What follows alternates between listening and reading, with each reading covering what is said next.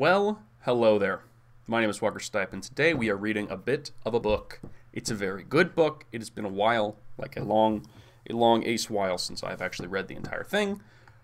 But quickly, it is That Hideous Strength by C.S. Lewis, one of the most prolific and well-reputed, everybody likes him, Christian guy, but also just a good writer, regardless of his religious findings. This book is one in a trilogy. It's the third in the sci-fi trilogy by C.S. Lewis, which a lot of people are unaware he wrote some sci-fi. He did. It's very flamboyant. It's got a lot of flair to it. This is quite literally like one of the first good books I remember reading, and I read it under the porch outside, listening to the only CD of music that we had, which was Creedence Clearwater Revival. So for me, sci-fi and the old Revival are intermittently linked, and I cannot disentangle them, which is fun. Luckily, I like that music. So it's about a lot of stuff. This book is just it's on so many different subjects, but the one that we are preeminently concerned with today is sort of playing God and remaking the world in some image. Bit of a character development. There's a ton of characters. There are a ton of Lewis was far too good with the words and had far too large vocabulary and had too much of an erection for commas. Cut it out, Lewis. Too many commas.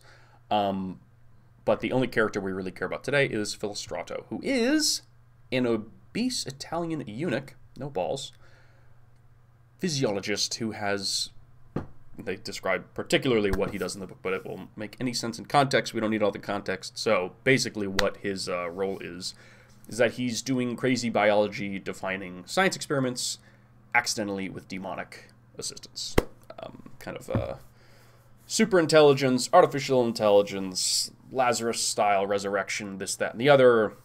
You know, your classic sorcerer type spell kit. But, yeah, great guy.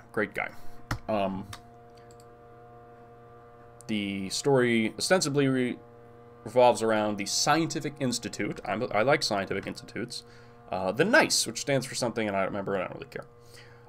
Which is a front for sinister supernatural forces, which are kind of in the Lovecraftian style, not specified as being demons. They're demons.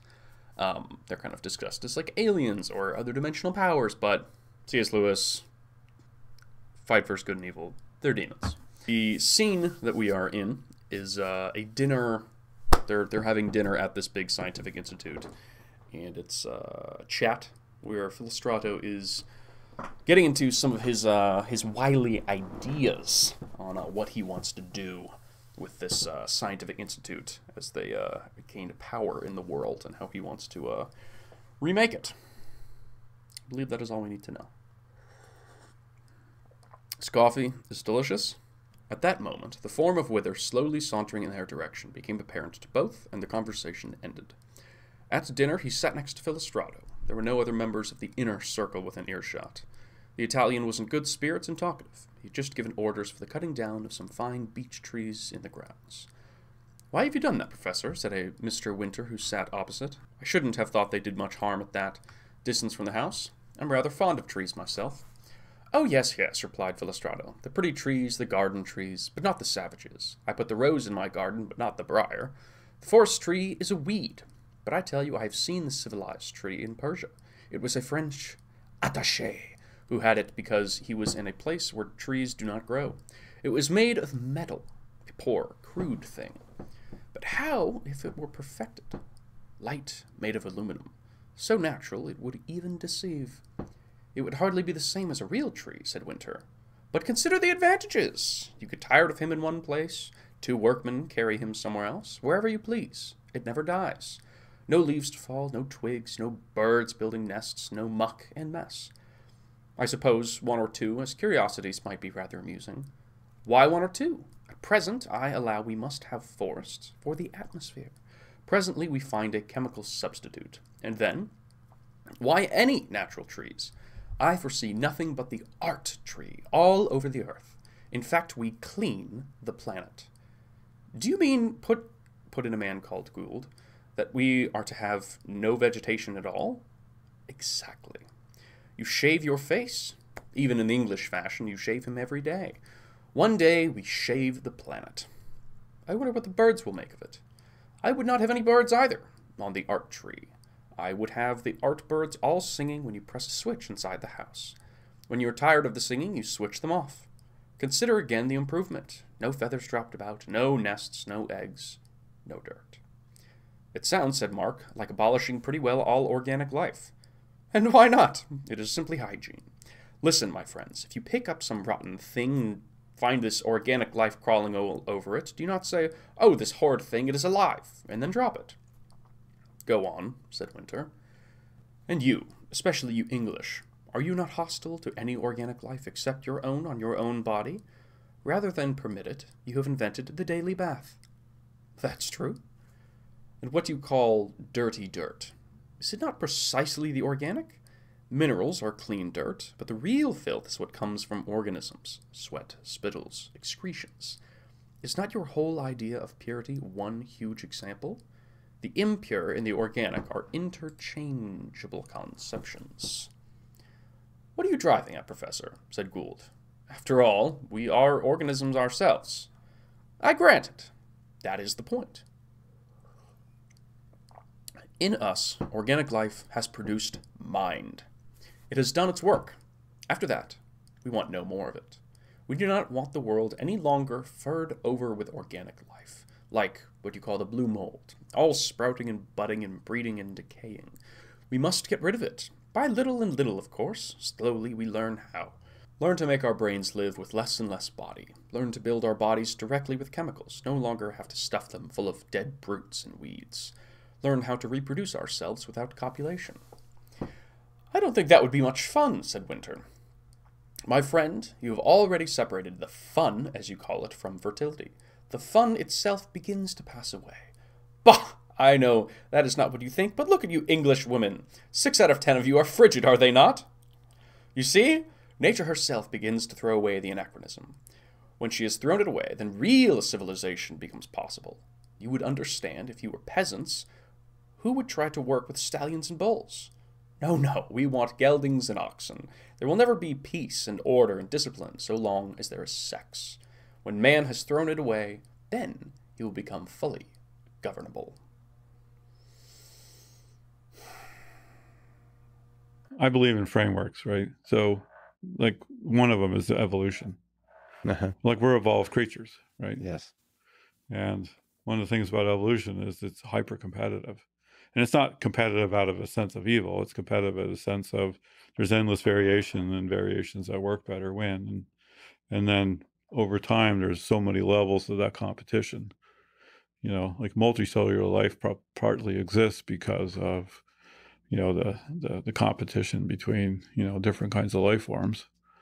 And we know sex partly exists to scramble our genes so that we have, you know, genetic variation against the invasion of the bacteria and the viruses. And it's endless. Like, I read some funny statistic, like the density of viruses and bacteria in the ocean is really high. And 1/3 of the bacteria die every day because of viruses invading them. Like So 1/3 of them. wow. Like I don't know if that number is true, but it was like, it's like there's like the amount of competition and what's going on is stunning.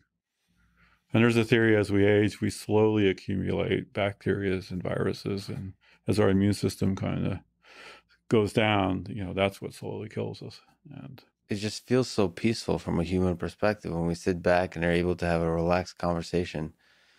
And there's wars going on out there. Like right now, you're harboring how many bacteria, and you know the ones, many of them are parasites on you, and some of them are helpful, and some of them are modifying your behavior, and some of them are, you know, it's really wild. But you know, this particular manifestation is unusual, you know, in the demographic, how it hit, and the political, you know, response that it engendered, and you know, the healthcare response it engendered, and the technology it engendered. It's kind of wild. Yeah, the But communication on Twitter that it led every to, level. all that kind of stuff at every single level. Yeah. But what usually kills life, the big extinctions are caused by meteors and volcanoes.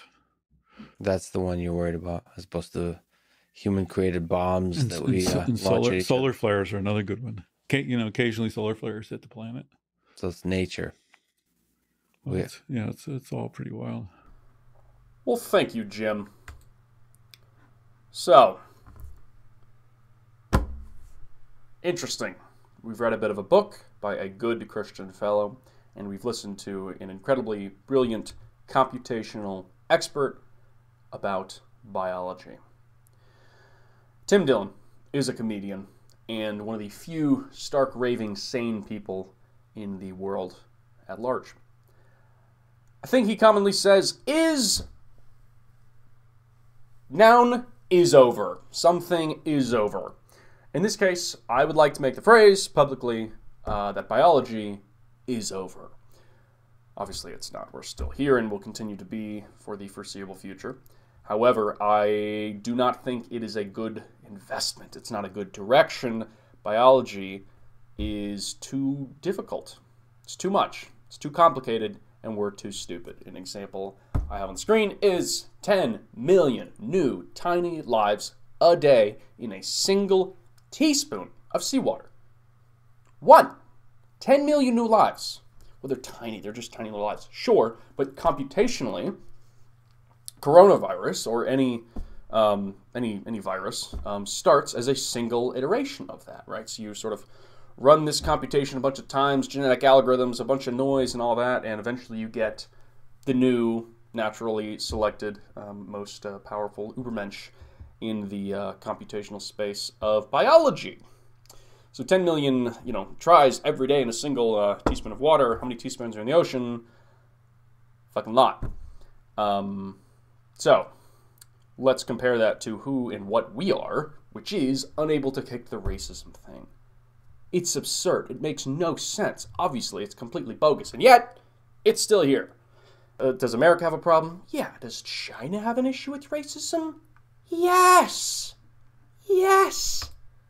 Way worse. So we've kind of left the harbor of what is known, and we are now entering the unknown of trying to infer some things and get into some what do we do about it.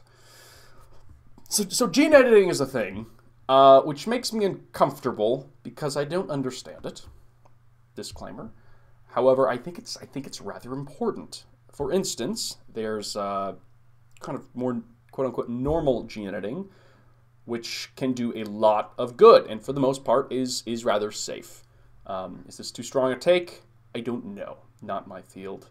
And I don't have the time to learn about it, although it sounds interesting. But then there's gain of function gene editing, which is that even really different? I don't know. And Fauci's on the screen, not to incite paranoia and conspiracies in this thing, but rather to just elucidate how difficult it is to learn about this guy and kind of what's true and what's false, because of all scientists ever, he's one of the most highly cited. And yet there's so much QAnon and just there's so much conspiracy that it's a little difficult to disentangle what is actually going on. And I'm rather worried that gain-of-function gene editing in the form of CRISPR-Cas9 democratizes gene editing to the level of every man, where any man can make a bioterror at their whim. However, let's not make any opinions yet, and let's continue observing what the hell is going on. Norman Borlaug, nice, good-looking fellow, played God and saved 1 billion lives. So I'd take that bet. A bunch of people saying, you're playing God. Sure, whatever the fuck. Here's 1 billion people who exist because of my work. That's how I'd like to hate on the haters, given the choice. All right. Also, we're having a conversation, and I want it to matter. Of course I do. I just don't know how we get that to be the case. Some of this gene editing stuff, potentially the Rona, potentially not it could have been, and the situation would be identical. CRISPR-Cas9 is now in the power of the people, and it's out there. The genie's out of the bottle. We can't get it back. You can try and ban it. You can try and yell at countries and famous doctors like Mr. Fauci, Dr. Fauci, and it's still out there. There's nothing you can do. So rather than trying to control everything, play the game. How do we deal with the world where in a teaspoon of water in the ocean, there are 10 million new little baby living things every single day? How do we deal with that? That genie has never been in the bottle, and now humans have the ability to play God, and not necessarily a nice one. So we can't go back. We've got to go forward. How do we do that? Well, one option that could be considered by a super intelligent AI is, let's just not have biology, kind of like our delightful Philostrato. I'd prefer to not have to do that, which is messy and difficult, and I don't think we're smart enough to do that. However, the alternative is no biology. So how do we learn to love and live in the world despite it being a little wild? Well, the fly loves to eat shit. It does, and it's good. We can look at that and say, what a glorious thing. Otherwise, our shit piles up and it never gets decomposed. Yeah. So another less gross example is dark humor. If we can't laugh at the way the world is, we're gonna go insane. At least I am. So that's kind of something I'm trying to do a little bit here. And then the master algorithm is a reference and a joke. But just that, what works? What works, right? We have a goal. Currently, it's not go extinct. So that's something hopefully we can agree on. And the other bits on the way, we can kind of figure out how to get there and how to maybe even enjoy our time in that process. I don't know. Did you know that it is largely agreed upon, planet-wide, that China is currently enacting a genocide against its people? Based on religious stuff. Am I Islamic? No. Should Islamic be able to do whatever they want within reason? Yes. Yeah, fuck yeah. So, we want to be careful with fucking with what we are, because it can and is going sideways. Is heaven on earth when shoulds equals wants? Is that something we could algorithmically change in our own brain structure and chemistry? Probably. You can do it in a neural network without too much trouble. Obviously they're different, but I don't know. We could probably figure it out. But maybe not. Okay? I'm real fucking stupid. I am really fucking stupid compared to a lot of humans. And a lot of these problems we're trying to deal with are not human-sized. They're way, way bigger. So, yell at me. Fine. Try and be constructive. I do want to figure this shit out. Alright, also, never forget that we're talking about this stuff because it is happening. We already sort of are rolling down the avalanche on the side of the mountain, and we aren't able to stop. Stopping is not really a thing. Can't really put those genies back in the bottle. Oh, we have a Geneva Convention to ban gene editing. Good for you. It's still going to happen. So, let's be careful we don't crucify any people. Some stiff kicks in the rear can be helpful. Let's plan around some biological life getting whacked. A lot of species going to go extinct. Hoping humanity's not one of them. Let's also be aware how both fucking serene and perfect nature is, and how fucking metal and evil as shit it is. Tardigrades, water bearers. Hey. I would like to, if we don't have conversations like this, we go extinct. If we don't have some asshole looking at the computational, being like, here's a bomb that's going off. We can't stop it going off. How do we deal with it going off? No one else is doing that. They're talking about fucking, what's a good one? Designer babies. Designer babies are not the fucking problem. The problem is the coronavirus 2.0, the next pandemic. Bill Gates has said this. Fuck off. Is he part of the cabal? I don't give a shit. It does seem that climate change could be an issue. It does seem that we kind of need a vaccine. We have a pile of 500,000 dead corpses. We need a solution. Anyone who's down to talk about it, I literally do not care if there's a demon. I'm talking about the demon thing for a fucking reason. If you can't put that together, I want to work with anybody. You're part of that cabal? I don't give a fuck. We have a problem. Yeah. All right. How's that? How's that? That's right. Started nice. Talking about fantasy and sci-fi and Christians. Now we're, once again, talking about extinction. There's a Patreon. You could subscribe, you could like, you could tickle my toes. If I had a foot fetish. Pretty kinky. I don't, so I would probably kick you out of being ticklish. Goodbye. Yesterday, I was clever, so I wanted to change the world. Today, I am wise, so I'm changing myself.